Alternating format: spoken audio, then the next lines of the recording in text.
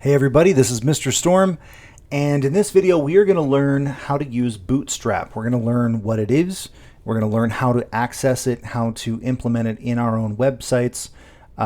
It's going to be quite a bit. We're going to go through a lot in this video, but hopefully you'll see how powerful this system is and why it's important to use it. So I'm on w3schools.com. I'm going to go to Bootstrap or Learn Bootstrap.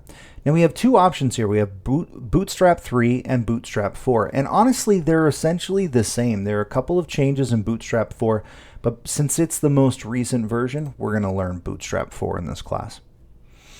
Now, what Bootstrap is essentially just a list of, it's a library. It's a library of code that we can use, mainly CSS and JavaScript code, that we can just dump into our project and call it up whenever we need.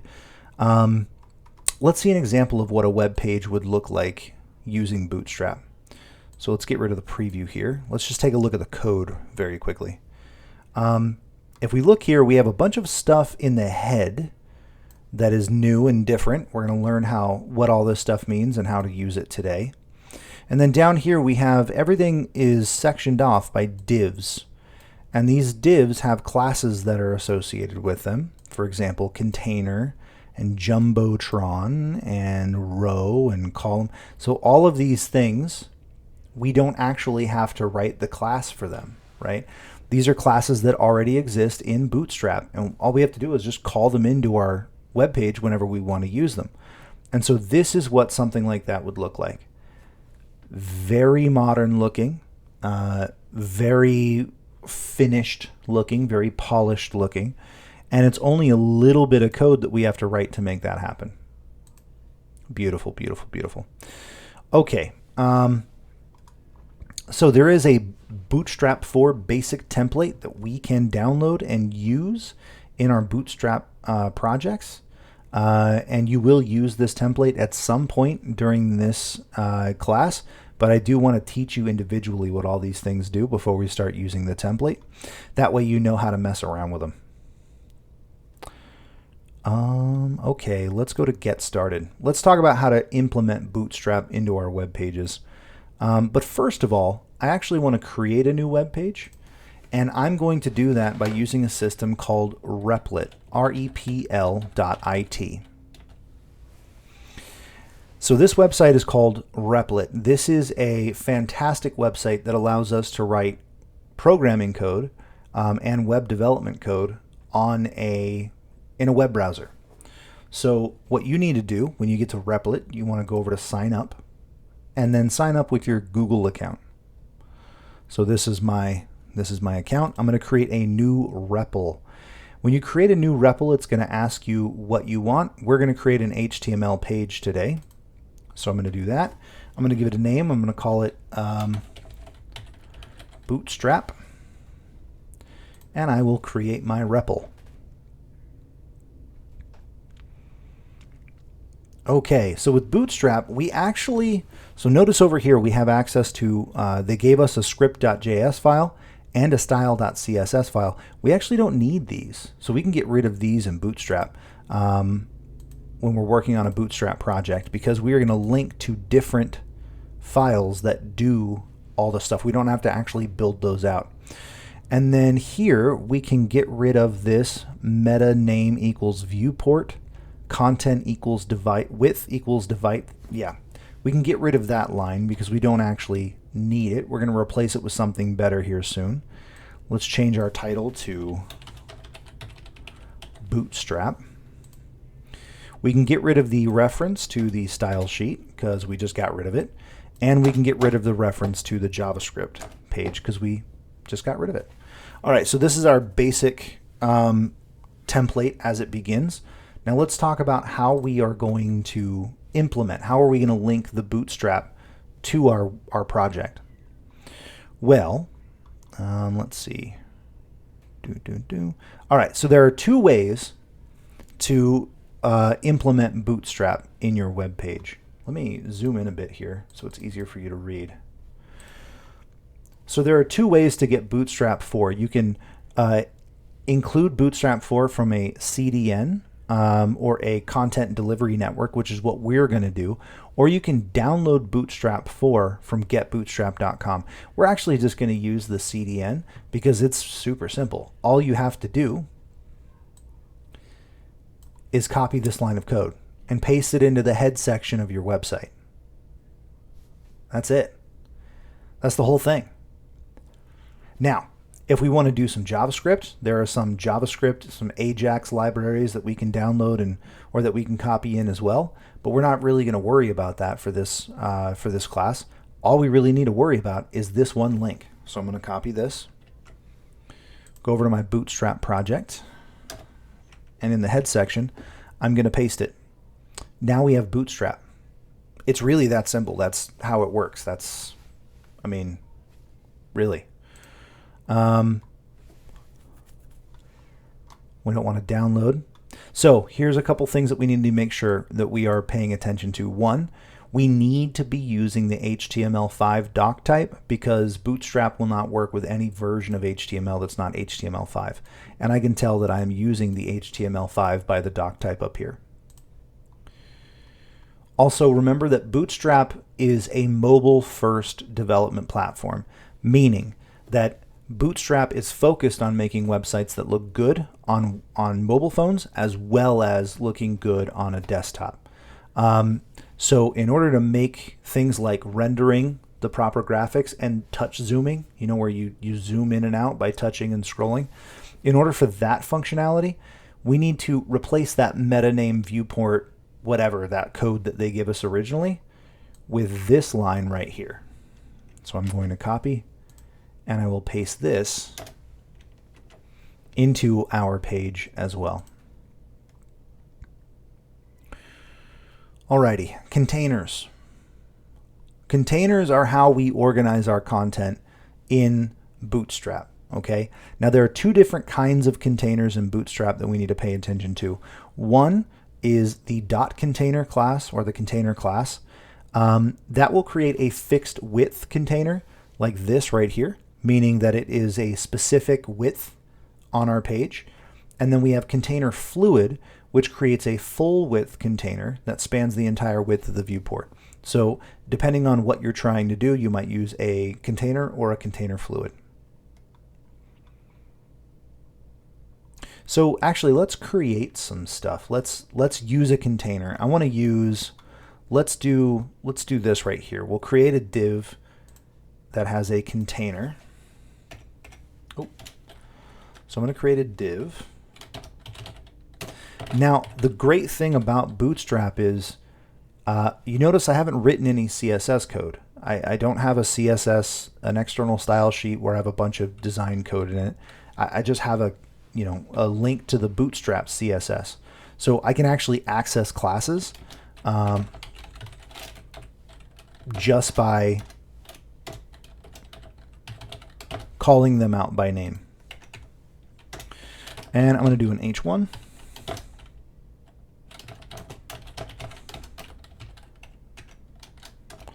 And a paragraph.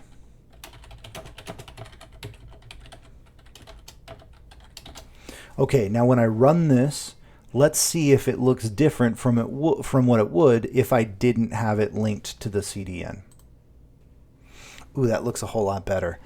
Okay, so up here we can see that the font that we're using is already much better looking for a web page than just the basic HTML5 font.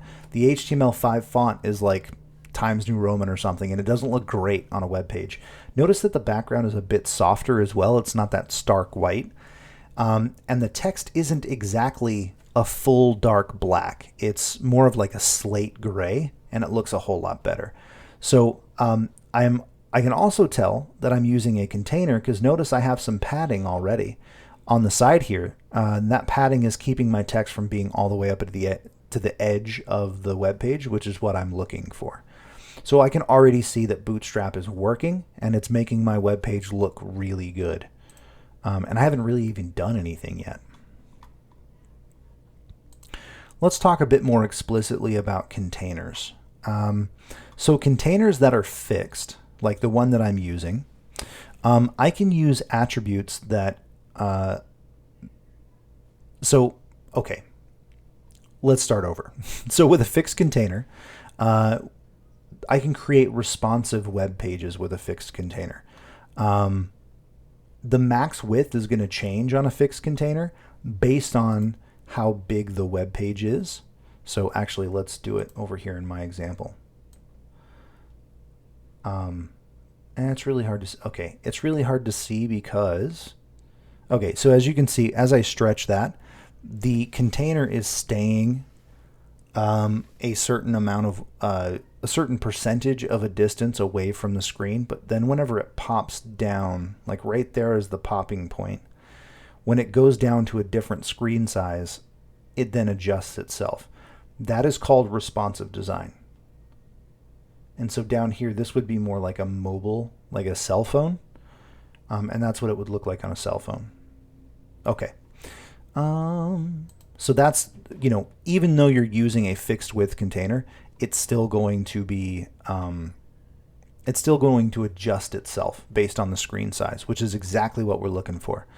And if I was to change that container to a container fluid and then run it,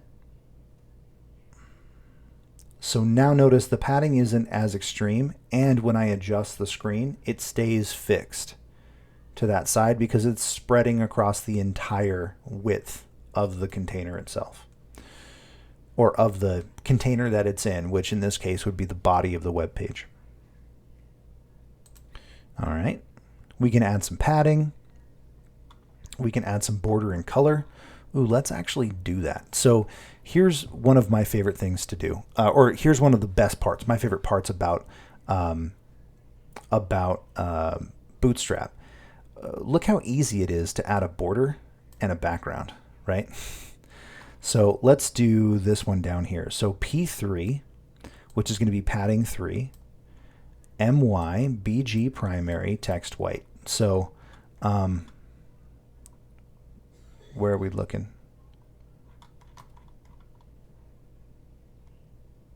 Oh, we'll get more into that in utilities. That's fine.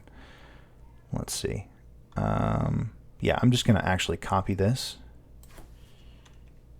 I'll actually copy the whole class designation just so it's, I don't have to type so much. Okay, now let's run it. Ooh, look at that. That looks pretty good. That looks pretty good. And if I want to maybe try it as a fluid, let's do that. Ooh, that looks even better, I think. That looks pretty good. So again, all I had to do was do BG primary, and that gave me that blue background.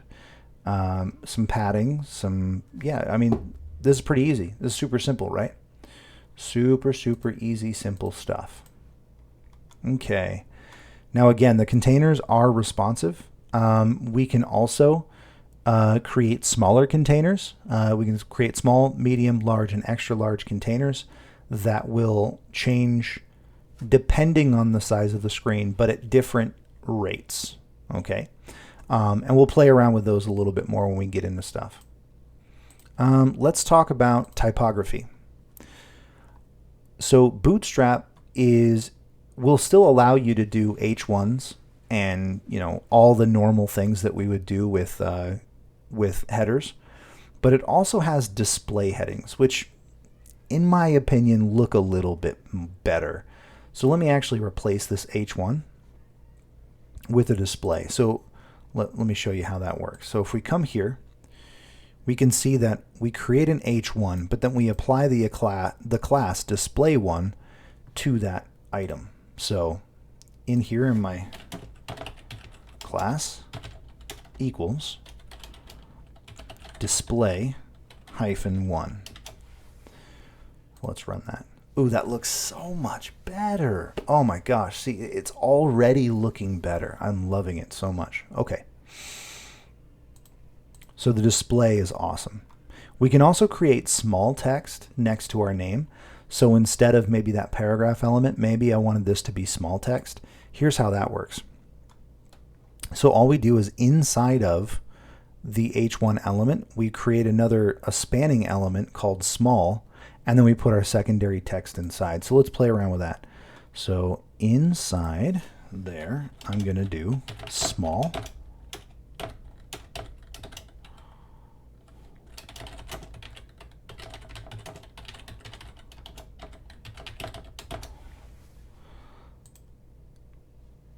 Oh, it made it small, but it's not quite as small. All right, let's actually put some space in between.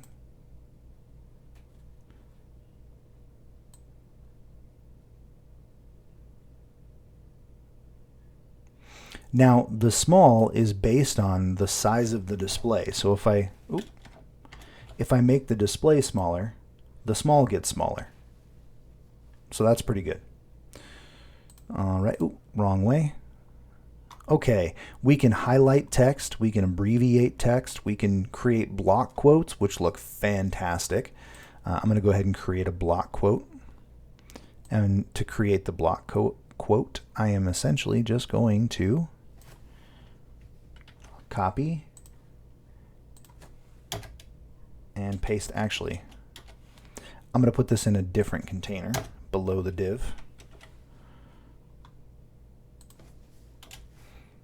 Let's run it. So there we go. And I'm actually going to put it inside of a container itself. Class equals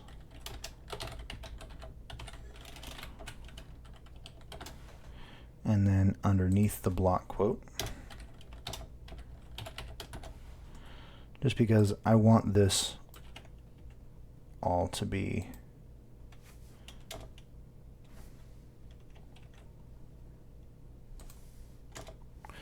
there we go. Oh, that needs to go in one. There we go. And then this needs to, sorry, I'm just organizing my stuff a little bit. You know me, you know how I like to keep everything super organized. So I'll run that. So now I have a block quote in the middle of my screen in a container that will grow and shrink as we go. Looks so good. And again, I didn't really have to write any CSS code. I didn't have to write anything. I just pulled in this stuff from Bootstrap's already existing library of good stuff. DL, that's good. So DL will create like a description list. So here's how that looks. You'd have like a header, and then you have some content underneath of it. So it looks like this. You know, just another way to format lists. Code, this is incredibly helpful. Code will format anything that you're writing on your web page as code, so that it's easier for people to find if they're looking at your web page and they're looking for, like, you're writing about code. That will help. Also, keyboard elements. So if you're looking for, if you're typing about specific keyboard shortcuts or keyboard presses, this is the way you want it formatted, and you can do that with a KBD or KBD element. Pre-formatted text will essentially just create a block of text formatted exactly the way you write it in the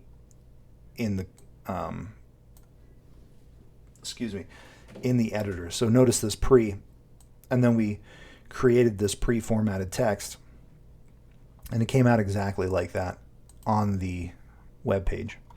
And there's tons of stuff. All of these classes you can call in and use to create, whatever you want, whatever kind of format. You can, make a scrollable text box. You can monospace your text. You can right align your text. You can left align your text. You can make small text, make paragraphs stand out. You can do italic text, all kinds of stuff, right? So play around with all of this stuff. In the assignment that you're going to create, we've essentially done over half of it. So I'm not even going to make another video describing how to build that website because, again, we just kind of did it. You're going to need a lot more quotes than what I have in here. But if you understand this stuff, you'll easily be able to complete that assignment. So I'm going to cut this now and let you get started on the quiz and get started on the assignment itself. And I will see you next week.